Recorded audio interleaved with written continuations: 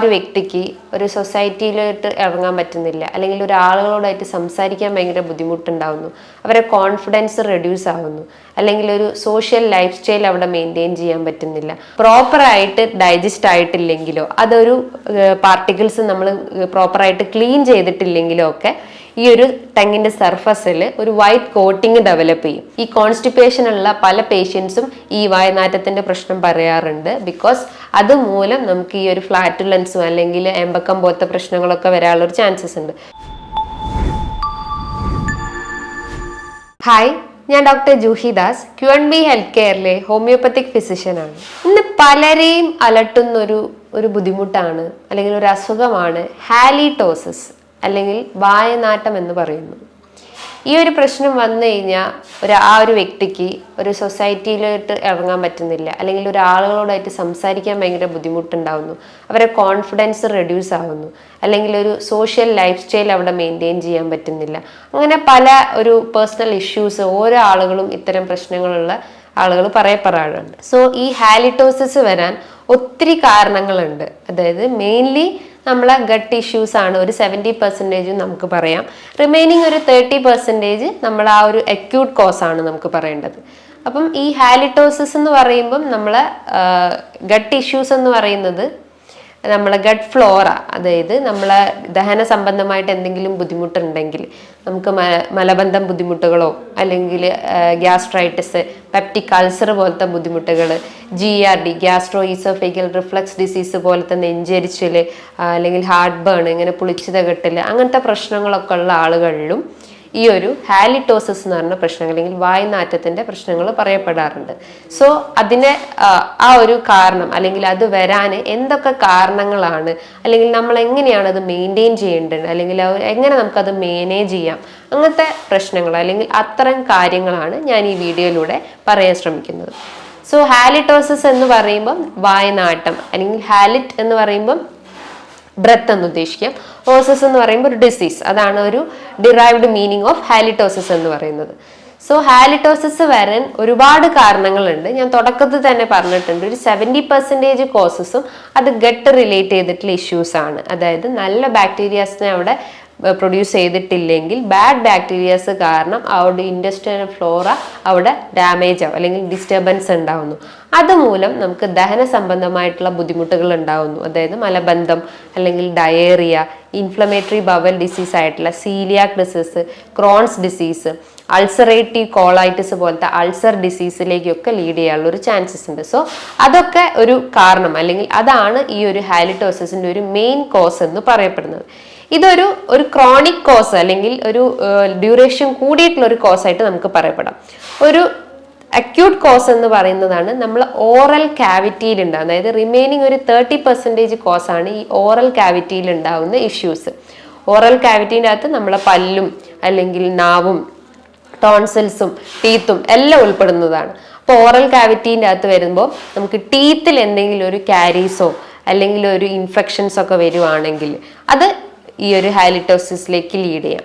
രണ്ടാമതായിട്ട് നമ്മൾ ടങ് സർഫസിൽ ഒരു വൈറ്റ് കോട്ടിങ് അനുഭവപ്പെടുന്നു. അതായത് നമ്മൾ കഴിച്ച ഫുഡ് പ്രോപ്പറായിട്ട് ഡൈജസ്റ്റ് ആയിട്ടില്ലെങ്കിലോ അതൊരു പാർട്ടിക്കിൾസ് നമ്മൾ പ്രോപ്പറായിട്ട് ക്ലീൻ ചെയ്തിട്ടില്ലെങ്കിലോ ഒക്കെ ഈ ഒരു ടങ്ങിന്റെ സർഫസിൽ ഒരു വൈറ്റ് കോട്ടിങ് ഡെവലപ്പ് ചെയ്യും. അപ്പം അത് ബാക്ടീരിയാസിനെ ഓവർ പ്രൊഡക്ഷൻ ചെയ്യും, അല്ലെങ്കിൽ ഓവറായിട്ട് ബാക്ടീരിയാസിനെ ഉൽപ്പാദിപ്പിക്കും. അത് നമുക്ക് ബാഡ് ബ്രെത്തിലേക്ക് ലീഡ് ചെയ്യാനുള്ള ഒരു ചാൻസസ് ഉണ്ട്.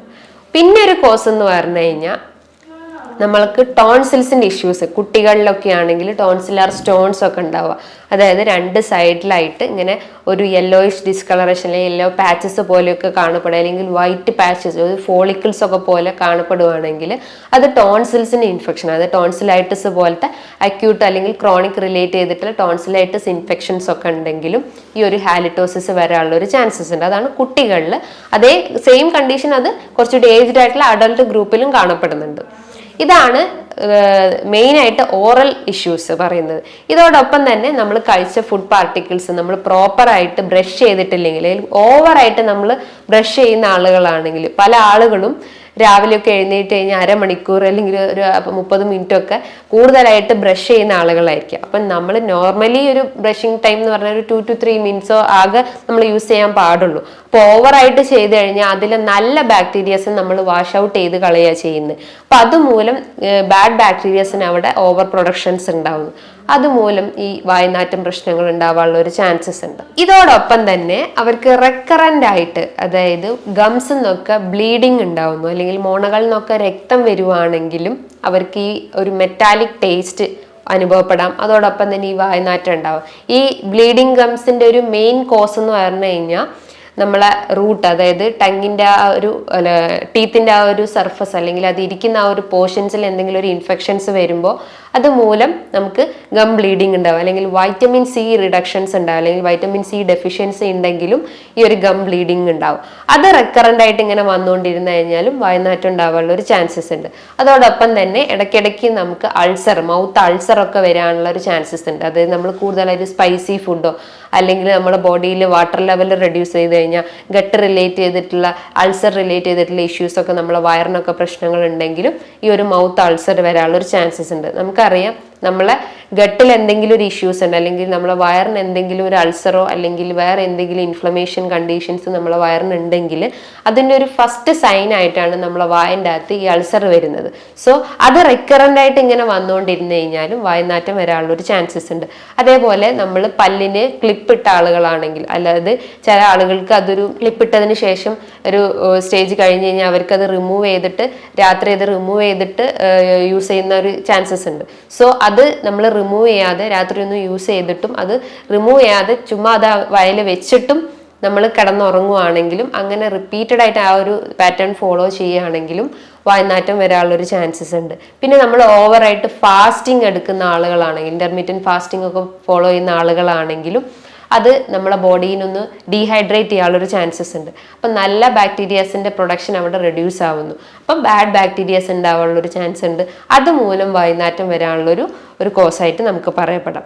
ഇതോടൊപ്പം തന്നെ പ്രമേഹ രോഗികളിലും ഈ ഒരു വായനാറ്റം പറയപ്പെടാറുണ്ട്. ബിക്കോസ് അവരെ പ്രമേഹമുള്ള രോഗികളിലാണെങ്കിൽ അവർക്ക് സലൈവറി പ്രൊഡക്ഷൻസ് ലെസ് ആയിരിക്കും. ബിക്കോസ് ഈ സലൈവേൻ്റെ സഹായത്തോടെയാണ് നമ്മളെ വായൻ്റെ അകത്തുള്ള ഒരു മോയ്സ്ചർ കണ്ടന്റ് മെയിൻറ്റെയിൻ ചെയ്യുന്നത്. അതാണ് നമ്മളെ ആ ഒരു ഡൈജഷനെ സഹായിക്കുന്നത്, നമുക്ക് ചൂ ചെയ്യാൻ സഹായിക്കുന്നത്, അല്ലെങ്കിൽ ഫുഡ് ഐറ്റംസ് ഒക്കെ ഒന്ന് ചവച്ചരയ്ക്കാൻ സഹായിക്കുന്നത് ഈ സലൈവേൻ്റെ സഹായത്തോടെയാണ്. അപ്പം ആ ഒരു പ്രൊഡക്ഷൻ അല്ലെങ്കിൽ അതിലുണ്ടാകുന്ന ഉൽപ്പാദനത്തിൽ എന്തെങ്കിലും ഒരു വേരിയേഷൻസ് വരുമ്പോൾ നമ്മളെ വായ ഫുൾ ഡ്രൈ ആവാനുള്ളൊരു ചാൻസസ് ഉണ്ട്. അതിനെയാണ് ജോഗ്രൻ സിൻഡ്രോം എന്നൊക്കെ പറയാം. അതായത് dryness of mouth, dryness of eyes എന്നൊക്കെയാണ് ആ ഒരു കാറ്റഗറിയിൽ പറയുന്നത്. അപ്പം അതുമൂലം അല്ലെങ്കിൽ ഈ ഒരു ഡ്രൈനെസ് കാരണം ഈ പ്രമേഹ രോഗികളിലൊക്കെ ഈ ഒരു വായനാറ്റം വരാനുള്ള ഒരു ചാൻസസ് ഉണ്ട്. അതേപോലെ തന്നെയാണ് റെക്കറൻ്റ് ആയിട്ട് നമുക്ക് റെസ്പിറേറ്ററി ഇൻഫെക്ഷൻസ് വരുവാണെങ്കിൽ, അതായത് ന്യൂമോണിയ, ബ്രോങ്കൈറ്റിസ്, ബ്രോങ്കിയൽ അസ്തമ പോലത്തെ കഫ് റിലേറ്റ് ചെയ്തിട്ടുള്ള ഇഷ്യൂസ് ഒക്കെ ഉള്ള ആളുകളാണെങ്കിലും ഇത്തരം ഒരു ഓർഡർ നമ്മളെ വായനാറ്റം വരാനുള്ള ഒരു ചാൻസസ് ഉണ്ട്. ഇതേപോലെ തന്നെയാണ് നമ്മൾ അമിതമായിട്ട് സിഗരറ്റ് സ്മോക്കിംഗ് ഉള്ള ആളുകളിലും ഇത്തരം പ്രശ്നങ്ങൾ കാണാറുണ്ട്. അമിതമായിട്ട് മദ്യപിക്കുന്ന ആളുകളിലും ഇത്തരം കണ്ടീഷൻസ് ഒക്കെ കാണപ്പെടാറുണ്ട്. സോ നമ്മളൊരു ഓറൽ ഹൈജീൻ അവിടെ മെയിൻറ്റെയിൻ ചെയ്തിട്ടില്ലെങ്കിൽ, അല്ലെങ്കിൽ നമ്മളെ ഗട്ട് ഹെൽത്ത് ഒന്നും ഇമ്പ്രൂവ് ആയിട്ടില്ലെങ്കിൽ ഈ റെക്കറൻ്റ് ആയിട്ട് ഇത്തരം പ്രശ്നങ്ങൾ ആളുകൾ അലട്ടിക്കൊണ്ടേയിരിക്കും. സോ ഓറൽ ഹൈജീൻ അവിടെ മെയിൻറ്റെയിൻ ചെയ്യാൻ ശ്രമിക്കുക. ഓറൽ ഹൈജീൻ എന്ന് പറയുമ്പം നമ്മൾ പ്രോപ്പറായിട്ട് ബ്രഷ് ചെയ്യുക, അതായത് ഡെയിലി ഒരു 2 times ബ്രഷ് ചെയ്യാൻ ശ്രമിക്കുക. മോർണിംഗും നൈറ്റിലും. നൈറ്റ് ടൈമിലാണ് മെയിനായിട്ട് നമ്മൾ ബ്രഷ് ചെയ്യേണ്ടത്. ബിക്കോസ് നമ്മൾ കഴിച്ചിട്ടുള്ള ആ ഒരു ഫുഡ് പാർട്ടിക്കിൾസ് അങ്ങനെ തന്നെ വെച്ച് ഉറങ്ങിക്കഴിഞ്ഞ് കഴിഞ്ഞാൽ ഇത്തരം ബാക്ടീരിയസിൻ്റെ ഓവർ ഗ്രോത്ത് കാരണം പല ഇൻഫെക്ഷൻസ് അല്ലെങ്കിൽ കാരീസ് പോലത്തെ പ്രശ്നങ്ങളൊക്കെ വരാനുള്ളൊരു ചാൻസസ് ഉണ്ട്. സോ നമ്മൾ എന്ത് ചെയ്യണം, എപ്പോഴും നമ്മൾ ആ ഒരു ബ്രഷിംഗ് ഒക്കെ ഒന്ന് കറക്റ്റ് ആക്കുകയും ചെയ്യുക. അപ്പോൾ ബ്രഷ് ചെയ്യുന്ന ആളുകളാണെങ്കിൽ അവർ സോഫ്റ്റ് ബ്രഷ് യൂസ് ചെയ്യാൻ ശ്രമിക്കുക. പല രീതിയിലുള്ള ബ്രഷസ് പറയാറുണ്ട്, സോഫ്റ്റ്, ഹാർഡ്, മോഡറേറ്റ്, അങ്ങനെ പല രീതിയിലുള്ള ബ്രഷസ് ഇന്ന് മാർക്കറ്റിൽ അവൈലബിൾ ആണ്. അപ്പോൾ നമ്മൾ എപ്പോഴും ചൂസ് ചെയ്യുമ്പോൾ ഒരു സോഫ്റ്റ് ബ്രഷ് ആയിട്ടുള്ള ഐറ്റംസ് ചൂസ് ചെയ്യാൻ ശ്രമിക്കുക. അതേപോലെ ടൂത്ത് പേസ്റ്റ് ഒക്കെ യൂസ് ചെയ്യുകയാണെങ്കിൽ ഒരു ഫ്ലൂറൈഡ് കണ്ടന്റ് ഇട്ടുള്ള ടൂത്ത് പേസ്റ്റ് യൂസ് ചെയ്യാൻ ശ്രമിക്കുക. അത് നമുക്ക് ആ ഒരു ഓറൽ ഹൈജീൻ മെയിൻറ്റെയിൻ ചെയ്യാൻ സഹായിക്കുന്നതാണ്. ഇനിയിപ്പോൾ ടങ് ക്ലീനർ ഒക്കെ യൂസ് ചെയ്യുകയാണെങ്കിലും അതൊരു ഡെയിലി യൂസ് ചെയ്യുന്നതിനോട് 2 times ഒരു 2-3 ദിവസം കൂടുമ്പോൾ ഒക്കെ യൂസ് ചെയ്യുന്നത് നല്ലതാണ്. ഇന്ന് ടൂത്ത് ബ്രഷിൻ്റെ പിന്നിലായിട്ടും ഈ ഒരു ടങ് ക്ലീനറിൻ്റെ ഒരു സർഫസ് അവൈലബിൾ ആണ്. സോ അത് വെച്ചിട്ടും ഇത് ഇമ്പ്രൂവ് ചെയ്യാൻ സഹായിക്കുന്നതാണ്. അതോടൊപ്പം തന്നെ ഒരു 3 മന്ത് അല്ലെങ്കിൽ 6 മന്ത് കൂടുമ്പോൾ ഒരു ഓറൽ ചെക്കപ്പ് അവിടെ നടത്തുന്നതും നല്ലതാണ്. നമുക്ക് കാരീസോ അല്ലെങ്കിൽ എന്തെങ്കിലും ടോൺസിലറി ഇൻഫെക്ഷൻസ് ഒക്കെ ഉണ്ടെങ്കിൽ അതൊക്കെ ഒന്ന് കറക്റ്റ് ആണോ, അല്ലെങ്കിൽ എന്തെങ്കിലും ഇൻഫെക്ഷൻസ് ഇനിയും സിവിയർ ആയിട്ട് വരുമോ എന്നൊക്കെ ചെക്ക് ചെയ്യാൻ വേണ്ടിയിട്ട് ഒരു 6 മന്ത് കൂടുമ്പോൾ ഒരു ഓറൽ അല്ലെങ്കിൽ ഡെന്റൽ ചെക്കപ്പ് നടത്തുന്നതും നല്ലതാണ്. ഈ ഒരു പാറ്റേൺ അല്ലെങ്കിൽ ഈ ഒരു പറഞ്ഞിട്ടുള്ള ഒരു രീതികൾ നമുക്ക് ഫോളോ ചെയ്ത് കഴിഞ്ഞാൽ ഓറൽ ഹൈജീൻ നമുക്ക് മെയിൻറ്റെയിൻ ചെയ്യാൻ പറ്റും. ഇത്തരം വായനാറ്റം പ്രശ്നങ്ങളൊക്കെ ഉണ്ടെങ്കിൽ അത് നമുക്ക് കൺട്രോൾ ചെയ്യാൻ പറ്റും. ഇനി ഗട്ട് ഹെൽത്ത് ഇമ്പ്രൂവ് ചെയ്യുന്ന ഒരു ആക്ടിവിറ്റി എന്ന് പറയുമ്പോൾ നമ്മളെ നല്ല രീതിയിലുള്ള ന്യൂട്രിയൻസ് നമ്മളെ ബോഡിക്ക് കൊടുക്കുക. അതായത് പ്രോബയോട്ടിക്സ് ഫുഡ് ഐറ്റംസ് തന്നെ എടുക്കുന്നത് ഏറ്റവും നല്ലതാണ്. പഴങ്കഞ്ഞി പോലത്തതും തൈര്, മോര് അല്ലെങ്കിൽ അച്ചാറൊക്കെ എടുക്കുന്നതും നല്ലതാണ്. ഇത് നമ്മളെ ഗട്ട് ഹെൽത്ത് ഒക്കെ ഒന്ന് ഇമ്പ്രൂവ് ചെയ്യാൻ അല്ലെങ്കിൽ നല്ല ബാക്ടീരിയാസിനൊക്കെ ഒന്ന് ഇമ്പ്രൂവ് ചെയ്യാൻ സഹായിക്കുന്നതാണ്. നല്ല രീതിയിൽ വെള്ളം കുടിക്കാൻ ശ്രമിക്കുക. അപ്പോൾ ആ ഒരു ഫ്ലോറൊക്കെ ഒന്ന് കറക്റ്റ് ആവുകയും നമ്മളെ ദഹനമൊക്കെ ഒന്ന് ഇമ്പ്രൂവ് ആവുകയും കോൺസ്റ്റിപ്പേഷൻ പ്രശ്നങ്ങൾ ഉണ്ടെങ്കിലും ഇത്തരം ഇതൊക്കെ നമുക്ക് കൺട്രോൾ ചെയ്യാൻ സഹായിക്കുന്നതാണ്. അതോടൊപ്പം തന്നെ ഈ കോൺസ്റ്റിപ്പേഷൻ ഉള്ള പല പേഷ്യൻസും ഈ വായനാറ്റത്തിൻ്റെ പ്രശ്നം പറയാറുണ്ട്. ബിക്കോസ് അതുമൂലം നമുക്ക് ഈ ഒരു ഫ്ലാറ്റുലൻസും അല്ലെങ്കിൽ എമ്പക്കം പോലത്തെ പ്രശ്നങ്ങളൊക്കെ വരാനുള്ളൊരു ചാൻസസ് ഉണ്ട്. സോ ആ ഒരു മലബന്ധം കൺട്രോൾ ചെയ്യണമെങ്കിൽ നമ്മൾ ഗട്ട് ഹെൽത്ത് ഇമ്പ്രൂവ് ചെയ്യുന്ന രീതിയിലുള്ള ഫുഡ് ഐറ്റംസ് എടുക്കാൻ ശ്രമിക്കുക. വെജിറ്റബിൾസും ഫ്രൂട്ട്സും നമ്മുടെ ഡയറ്റിൽ ഉൾപ്പെടുത്താൻ ശ്രമിക്കുക. നല്ല രീതിയിൽ വെള്ളം കുടിക്കുക. എക്സസൈസും മെയിൻറ്റെയിൻ ചെയ്ത് കഴിഞ്ഞാൽ നമ്മളെ ഗട്ട് ഫ്ലോറൊക്കെ ഒന്ന് മെയിൻറ്റെയിൻ ചെയ്യാൻ സഹായിക്കുന്നതാണ്. അതേപോലെ തന്നെ നമ്മൾ അമിതമായിട്ട് മധുരമൊക്കെ എടുക്കുന്ന ആളുകൾ, അതായത് പഞ്ചസാരയൊക്കെ അമിതമായിട്ട് കഴിക്കുന്ന ആളുകളാണെങ്കിലും ഇത്തരം കാവിറ്റീസ് അല്ലെങ്കിൽ കാരീസോ അല്ലെങ്കിൽ ഇൻഫെക്ഷൻസോ ഒക്കെ വരാനുള്ളൊരു ചാൻസസ് ഉണ്ട്. അതോടൊപ്പം തന്നെ പ്രമേഹത്തിൻ്റെ ഒരു പ്രീ ഡയബറ്റിക് സ്റ്റേജിലോട്ടും കടക്കാനുള്ളൊരു ചാൻസസ് ഉണ്ട്. സോ നമ്മൾ അമിതമായിട്ട് ഷുഗർ എടുക്കുന്ന ആളുകളാണെങ്കിൽ അത് പൂർണ്ണമായിട്ട് ഒഴിവാക്കാൻ ശ്രമിക്കുക. ഓറൽ ചെക്കപ്പ് മെയിൻറ്റെയിൻ ചെയ്യുക. അമിതമായിട്ട് മദ്യപിക്കുന്ന പുകവലിക്കുന്ന ആളുകളാണെങ്കിൽ അത് പൂർണ്ണമായിട്ട് ഒഴിവാക്കാൻ ശ്രമിക്കുക. പിന്നെ അതുപോലെ തന്നെ നമ്മൾ ഓവറായിട്ട് മെഡിസിൻസ് എടുക്കുന്ന ആളുകളാണെങ്കിലും അതൊക്കെ ഒന്ന് കുറയ്ക്കാൻ ശ്രമിക്കുക. പകരം നല്ല രീതിയിലൊരു ഓറൽ ഹൈജീൻ അവിടെ മെയിൻറ്റെയിൻ ചെയ്ത് കഴിഞ്ഞാൽ നമുക്ക് ഈ ഒരു വായനാറ്റത്തിൻ്റെ പ്രശ്നങ്ങളൊക്കെ നമുക്ക് കൺട്രോൾ ചെയ്യാൻ പറ്റുന്നതാണ്.